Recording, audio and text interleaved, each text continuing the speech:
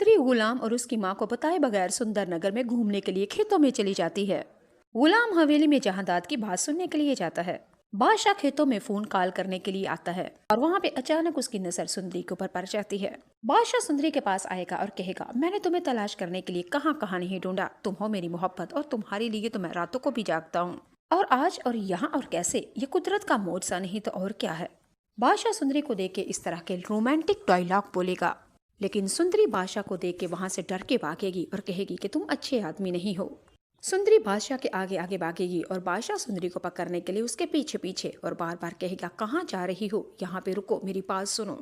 सुंदरी भाग रही होती है। सामने देखा तो गुलाम। जी नाज़रीन सामीन, यहाँ पे बादशाह, सुंदरी और गुलाम इकट्ठे हो जाते हैं आमने सामने।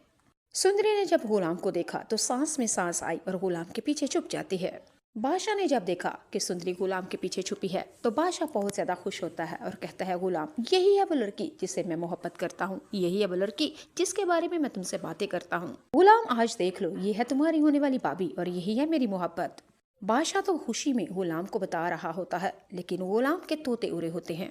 गुलाम को समझ नहीं आ रही आखिर बादशाह को क्या बताए और कैसे बताए, कौन है ये तो मेरी बीवी है, मोहब्बत और महबूबा है मेरी। लेकिन गुलाम अपनी बातों के ऊपर एक और दफा पर्दा डालेगा और कहेगा, बादशाह, क्या हो गया तुम्हें, ये वही तो लड़की है जिसके बाप के इलाज के लिए मैंने आपसे 50,000 रुपए मांगे थे। इसका बाप मर गया था ना, तो इसलिए ये अब साथ वाले गांव में रहती है, तो पता नहीं इस गांव में कैसे आ गई।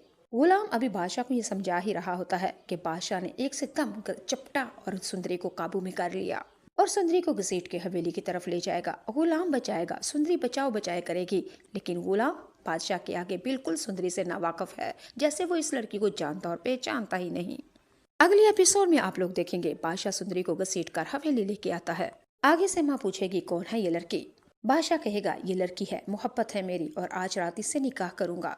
बादशाह की माँ ये बात सुन के कहती है, तुम्हारी अकल टिकाने तो है, मैंने अपनी भतीजी के साथ तुम्हारा रिश्ता किया है, नहीं करोगे तुम इससे शादी। दूसरी तरफ आप लोग देखेंगे कि बादशाह ने खुर्शीद के पास लाके अपनी इस सुंदरी को रख दिया। बादशाह सुंदरी से कहेगा कि तुम्हारे साथ आज रात को मैं निकाह करूंगा, तैयार हो जाओ। सुंदरी बादशाह के साथ बातें करने लगी, नफरत अंगेज जुमले बोलती है, नफरत करती हूँ मैं तुमसे, तुम अच्छे नहीं हो, निकालो मुझे यहाँ से, क्यों लेके आए हो। बादशाह जब सुंदरी को खुर्शीद के हवाले करके चला जाएगा दरवाजा बंद करके, खुर्शीद आगे से सुंदरी को कहती है, लेकिन उसको पता नहीं कि ये मेरी अपनी ही बेटी सुंदरी है। वो भी अनजान थी, ये दोनों माँ बेटियों को पता ही नहीं कि हम एक दूसरे के सगे रिश्ते खून की माँ बेटी हैं। खैर, खुर्शीद सुंदरी को कहेगी, हमारा बादशाह इतना बुरा भी नहीं जितना तुम उसको कह रही हो, इसके साथ शादी कर लो, मजे में रखेगा और राज करवाएगा, इतनी बड़ी हवेली का इकलौता वारिस है ये। दुनिया तो मर रही होती है ऐसे लड़के की तलाश में और यही घर पाट ठाट बाट, लेकिन अगर तुम्हें किस्मत से मिल रहा है तो कबूल करो, ठुकराओ मत। और रही बात बादशाह की, तो मैं गारंटी देती हूँ बहुत अच्छा लड़का है ये। सुंदरी खुर्शीद से कहती है, आप नहीं समझते इसको, ये अंदर से कुछ है बाहर से कुछ है, गंदे लोग हैं ये, दिल के दिमाग के, नहीं करनी मुझे इससे शादी। हसीनो सामीन, क्या ख्याल है, क्या बादशाह जबरदस्ती सुंदरी के साथ निकाह कर पाएगा, या सुंदरी गुलाम से मोहब्बत करती है, या गुलाम सुंदरी से, इसको बादशाह और सुंदरी के दरमियान किस तरह यहाँ लेके जाएगा इसको। आपको क्या लगता है, क्या खुर्शीद और सुंदरी को पता चल जाएगा कि ये दोनों माँ बाप बेटी हैं। जी नाज़रीन सामीन,